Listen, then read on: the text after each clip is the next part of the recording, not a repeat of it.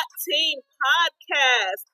I am here with your podcast members, Nelson, Dylan, Aria, Ashley, Reese, and Wyatt. And I am Miss Kempson, and we're here to talk to you today about topics that are important to the students here at Luella Middle School.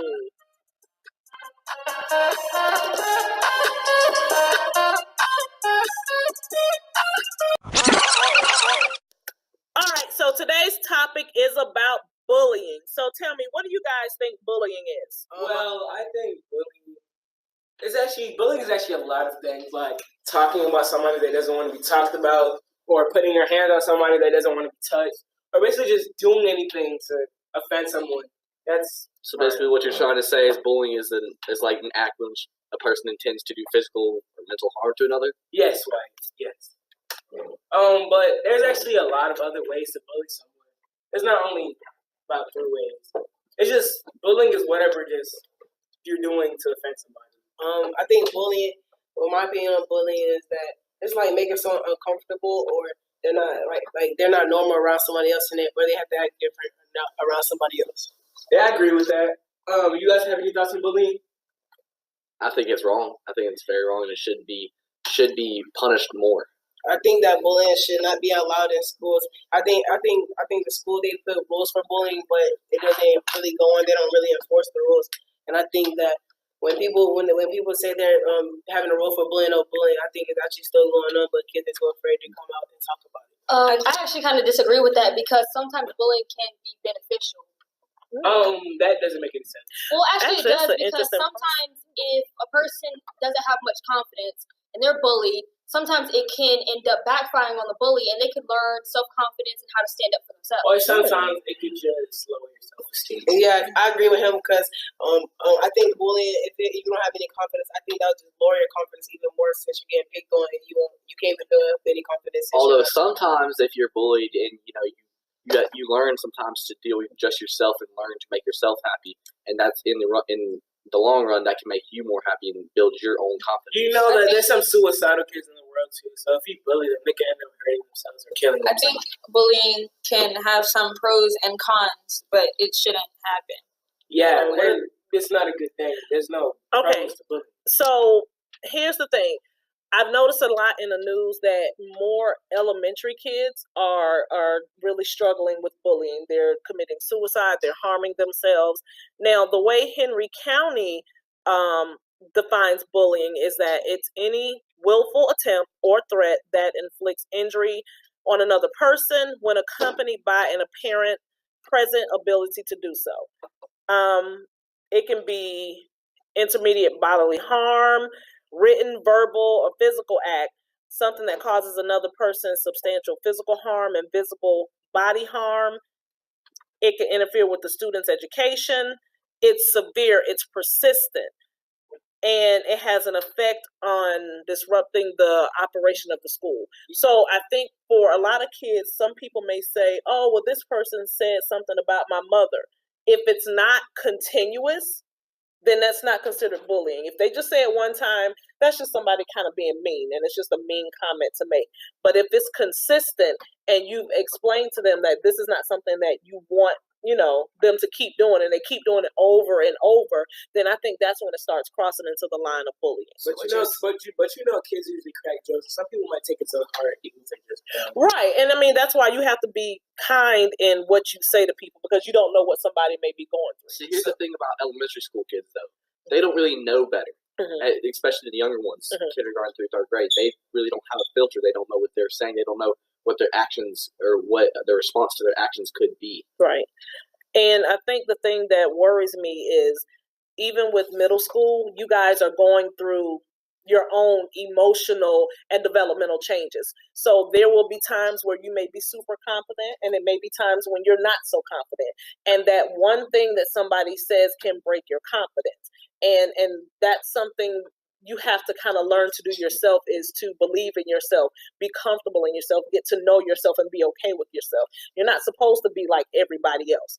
We're all made different, and we should be, celebrate our differences, and instead of that kind of ties back into bullying. When people bully you, maybe they can make yourself believe that you're better. Right. Okay, but it can also make you I hurt think yourself. a lot of times. And that can lead to death. That's like when you explain the Henry County definition. So what you're saying is that bullying, it's not really bullying if it's only one time. It's bullying if it's continuous. If it's a one-time comment, that's not considered bullying. If it's continuous, if it's disruptive, it can be physical, it can be emotional.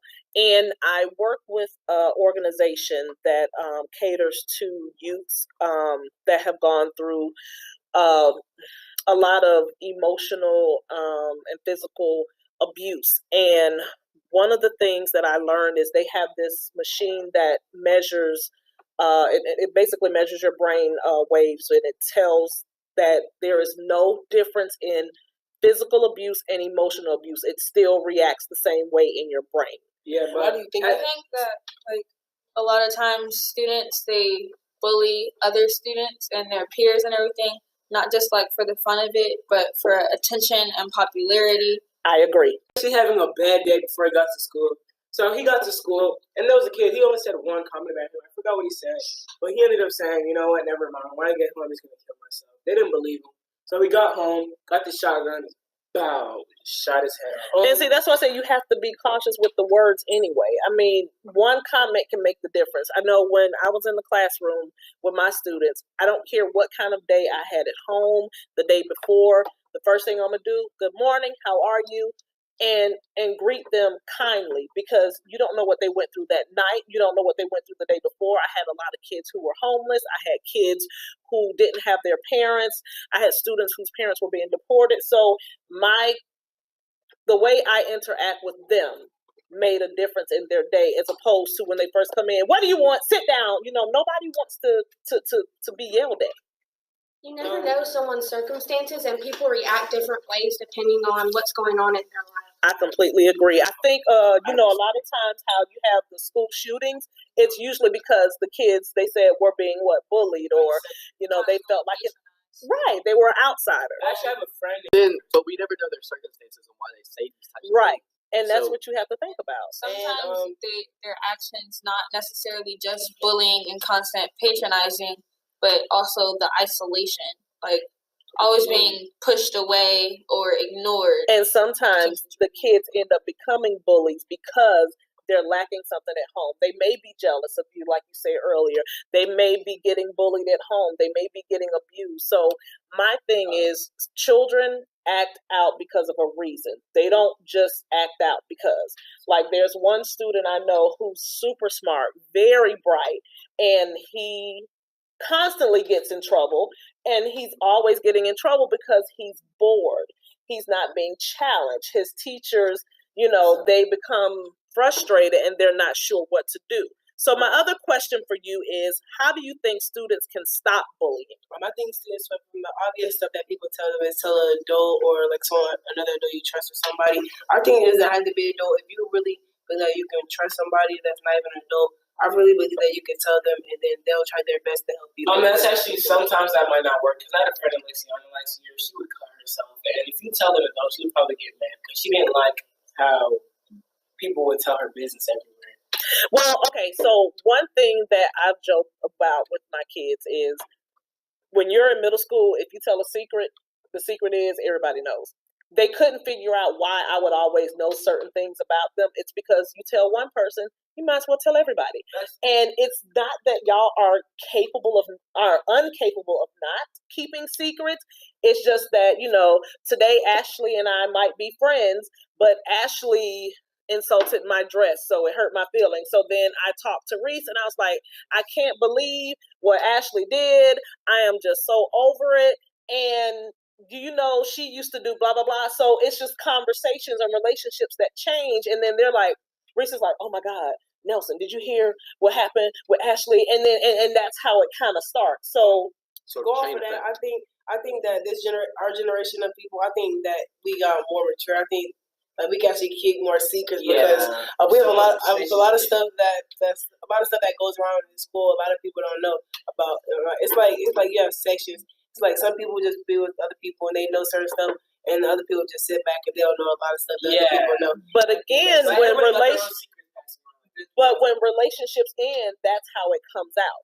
I think now we don't have that many relationships. I think like people, I think they just stay to themselves or a group that they came from, especially in middle school, because a lot of people they in elementary school they fell to their peers in middle school and they'll find a new group and then they'll just go with them and tell them different stuff and they'll forget about their own friends. I mean, you're right and wrong at the same time because every person in Luella always has a connection. So this connection might talk to this person. Like this might be this lamer group, and there's always that one person that knows somebody like in the cooler group, and then that person in the cooler group talks to that person. But here's what's funny: cliques have always gone on. There will always be some type of cliques because, of course, you do mesh well with some people more than others, and it's not about the cliques. It's more about if you're not a part of my group, I shouldn't make you feel less than.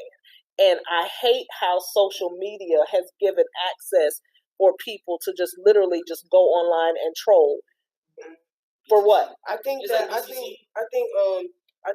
social media actually helps a lot because I think it's somewhere for people to just express their feelings. Like, you know, people, if they're suicidal or something, they have nowhere to express their feelings, but they just want to get it out. Social media could be a great way to do that. So that's why. See, that ties all the way back to bullying. That's when you say like telling somebody about it. But I think you shouldn't go posting on social media telling everybody. I think you should tell not only a trusted adult, but somebody who's going to actually take action and cares for what you say. See, right there when you said trusted adult, and then see that part I don't agree with, but you said someone you trust. That's the part I agree with. I think it doesn't necessarily have to be an adult. I think that kids now they're more grown up because the stuff that's going on in our world. So I think like kids are more mature around this. I don't think you're more mature. I think you're just exposed to more. And that exposure is forcing you to grow up faster, but that doesn't make you more mature. Yeah, you're kids. Kids aren't really that more mature, but I'm really mature. Like the stuff I know, you won't know that I know. Well, I don't think maturity is based off of like age. What you know. Like, yeah, it's really like how you experience. Act and react to these things. Good, it's experience. You're right. And it's also how you handle the experience. So you can go through something that's traumatic, but if you don't handle it the right way and you go through it again and you keep handling it the same way over and over and you're not yielding any results, that's not mature.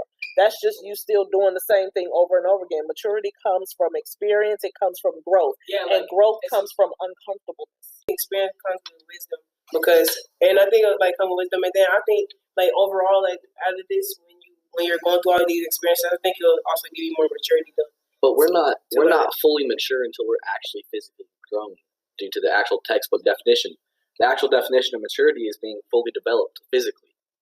So technically we're not fully mature until we reach the age about. But is that off of statistics or science? But no, that's actually science and I think that a lot of people are different. They can grow different ways. I think there's a difference between physical maturity and mental maturity. It is. There are two differences in physical maturity. I'm real mature. And let's pause for a second. So science tells you that your brain is still developing all the way up to your early teens, 20-something years old. There are parts of your brain that are not fully developed. So that part is true. And then you have your physical development. You stop growing at a certain age. So there are things that are always connecting. So this was a really great discussion, guys. Do you have any other thoughts before we close out? I mean, not really. More action needs to be taken against bullying. Even if you can't find an adult to help you because you're scared, you can find a really close friend and see if they can help build up your confidence. I agree. Good.